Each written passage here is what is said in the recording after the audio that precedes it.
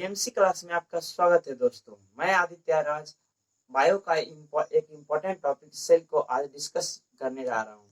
Cell से अक्सर question NEET, paramedical और अदर कॉम्पिटिटिव एग्जाम के अलावा सीबीएसई और आईसीएसई के बोर्ड में भी पूछे जाते हैं। तो बिना समय गवाए चलिए मैं सेल को शुरू करता हूँ।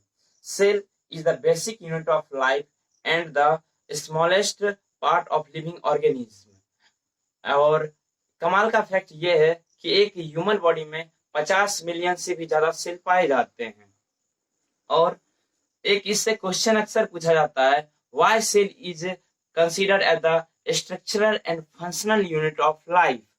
तो इसका बड़ा ही सिंपल आंसर है, चूंकि the living organism are made up of cell and all the function taking place inside the cell, so cell is considered as the structural and functional unit of life.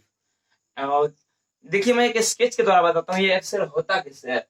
जब आपस में दो cell जुड़ते हैं या उससे अधिक तो वो टिश्यू का निर्माण करते हैं, और जब दो टिश्यू या उससे अधिक टिश्यू आपस में जुड़ते हैं तो वो एक ऑर्गेन का निर्माण कर देते हैं। कैसे? तो ये देखिए ऑर्गेन ऐसे बना, और फिर जब आपस में ऑर्गन एक दूसरे को कोऑर्डिनेट करते हैं तो वो ऑर्गन सिस्टम कहला जाता है। और आपस में जब ऑर्गन सिस्टम एक दूसरे से कोऑर्डिनेट करेंगे तो वो ऑर्गेनिज्म का निर्माण कर देंगे। किसका निर्माण कर देंगे? ऑर्गेनिज्म का। और यही ऑर्गेनिज्म किसी भी ऑर्गेनिज्म का एक पूरा सा पूरा स्केच या ग्राफ तैयार करते हैं। मैंने क्या कहा? जब आपस में एक दो उससे ज्यादा सेल जुड़ा तो क्या बनाया? टिश्यू बनाया। टिश्यू क्या करता है? ये एक स्पेसिफिक वर्क करता है किसी भी सेल के मिल के।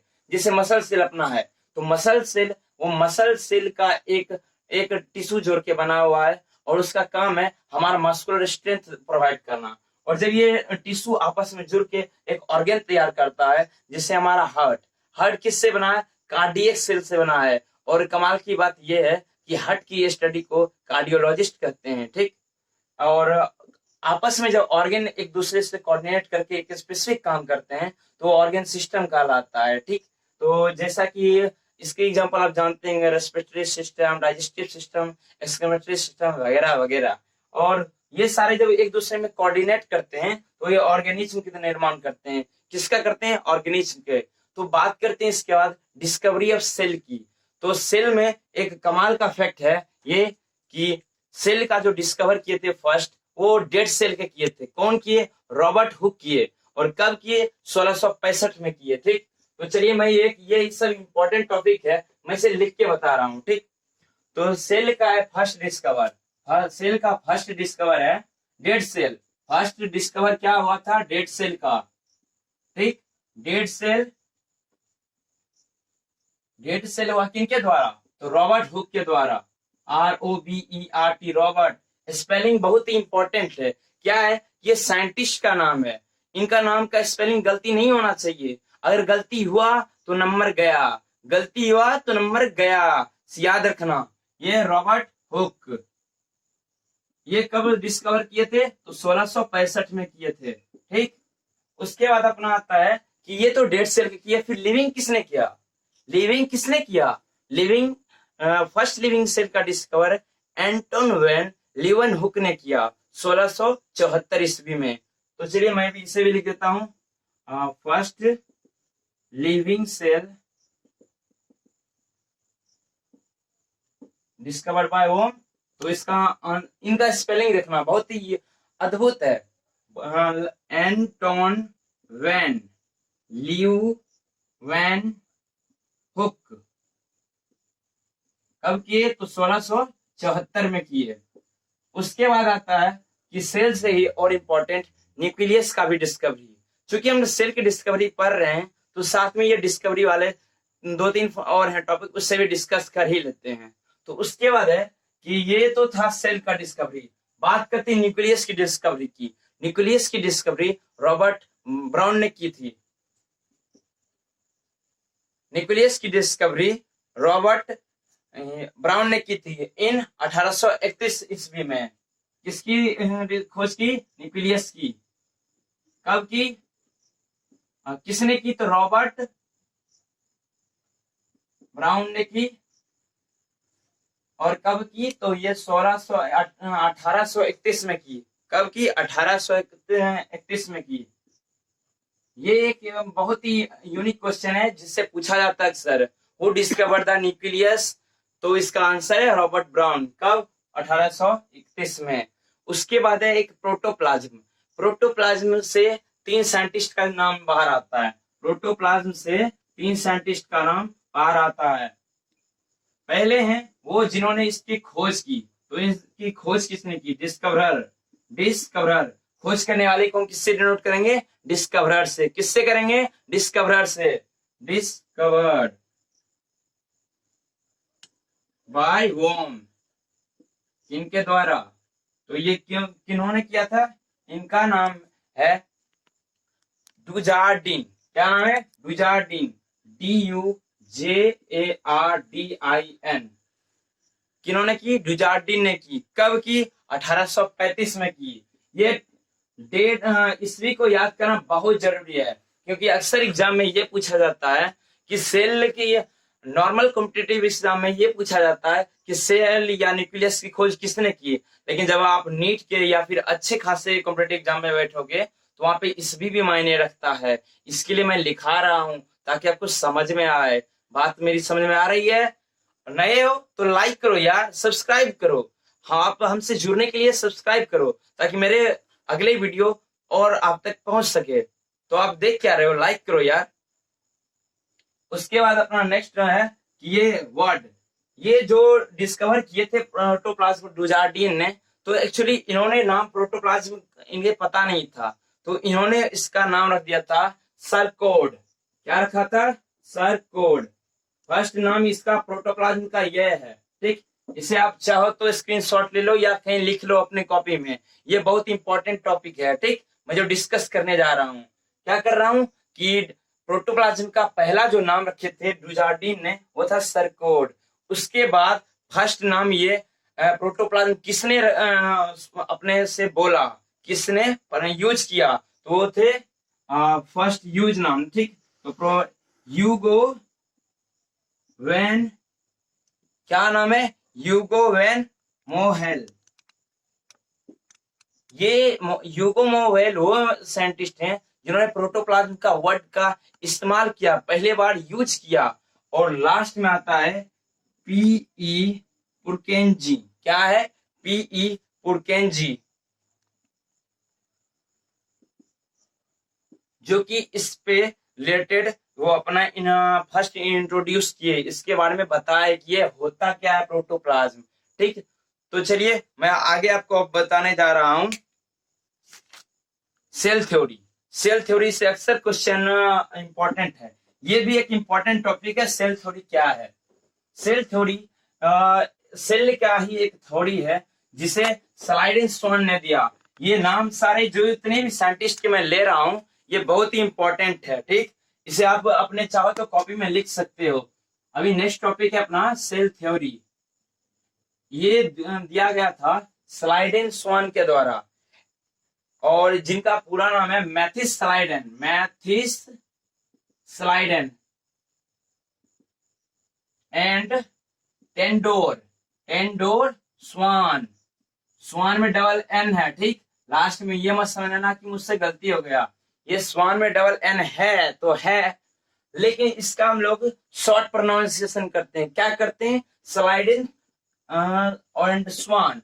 एक्चुअली क्या है, स्लाइडेन में हमें लगता है कि एंड है, तो इसलिए एंड नहीं बोलते हैं, सीधा इसका प्रोनाउंसिएशन हो जाता है स्लाइडेन, स्लाइडेन स्वान। ठीक, इसका सीधा प्रोनाउंसिएशन होता है स्लाइडेन स्वान।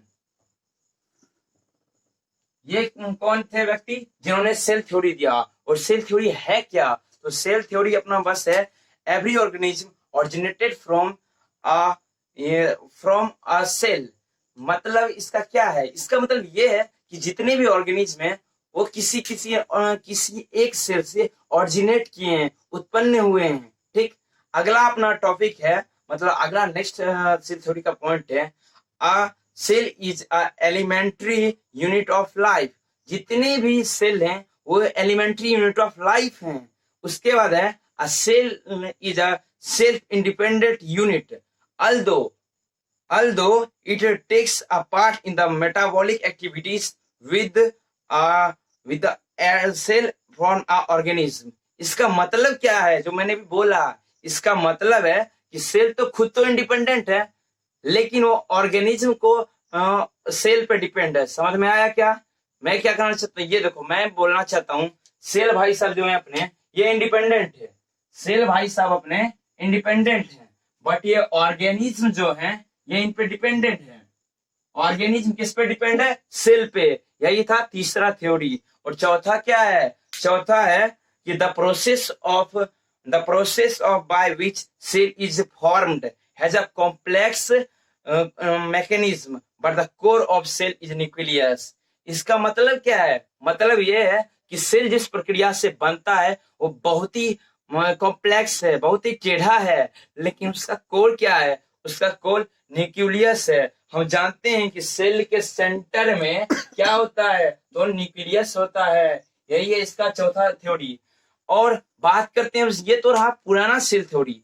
एक और थे हमारे साइंटिस्ट जी, उनका नाम है आर वर्ड्सवर्थ। आर माने रुडोल्फ। ये लिख लो, ये बहुत इंपॉर्टेंट है, ठीक। मैं भी बताने जा रहा हूं कि ये कौन है, ठीक। ये अपना देखो, सेल थ्योरी किसने दिया था? मैथिस क्लाइडेन एंड टेंडर स्वान ने, ठीक। जिसे अब मॉडिफाई किया, सेल थ्योरी के मॉडिफाई किसने किया? एक इंपॉर्टेंट क्वेश्चन है, who modify the cell theory? लिख लो आंसर, मैं बता रहा हूं। R Virchow. R Virchow. R का माने रुडोल्फ। ये पूरा याद कर लो, रुडोल्फ वर्चो। जब आप कंपटीशन में बैठोगे तो वहां पे आर का और भी नाम देगा, तो कंफ्यूज कर जाओगे। इसलिए अभी से याद कर लो रुडोल्फ वर्चो। वहां पे अगर एग्जाम में शॉर्ट भी दिया तो आराम से कर लोगे, लेकिन अगर शॉर्ट याद करते हो, अगर लॉन्ग दे दिया तो फंस जाओगे। आर वर्चो का पूरा नाम क्या है? रुडोल्फ वर्चो। रुडोल्फ वर्चो याद रखना, मैं अगली वीडियो में पूछ भी सकता हूं। और इनका सेल थ्योरी क्या था? इन्हें बहुत ही छोटा एक सेंटेंस ही डाल दिया, उसी में पूरे सेल थ्योरी को डाल दिया। क्या था सेंटेंस? ये देख लो, बहुत ही इंपॉर्टेंट यहाँ है, ठीक। इनका कहना था ओमनिस सेलुला। सेलुला, ई सेलुला। ये एक ग्रीक सेंटेंस है जिसका मतलब है कि जितना भी सेल है वो ऑरिजिनेटेड हुआ एक ही सेल से, और जितने भी ऑर्गेनिज्म है सबका सेल ही उसका मेन है। सारे ऑर्गेनिज्म सेल पे ही डिपेंड करता है। इन्होंने एक ही सेंटेंस में कर दिया और इन्होंने सेल थ्योरी को मॉडिफाई कर दिया, शॉर्ट कर दिया, ठीक। आगे का टॉपिक है सेल शेप। क्या है ना कि सेल शेप जो है वो बहुत ही बदलता है। हर ऑर्गेनिज्म टू ऑर्गेनिज्म सेल का शेप चेंज कर जाता है। अगर बात करें अमीबा की तो वैसे तो सेल शेप की बेसिस पे दो ऑर्गेनिज्म में बांटा गया है, definite fixed shape and undefinite fixed shape. Definite में आए तो बहुत सारे आते हैं, पहले इंडिफिनिट की बात करते हैं।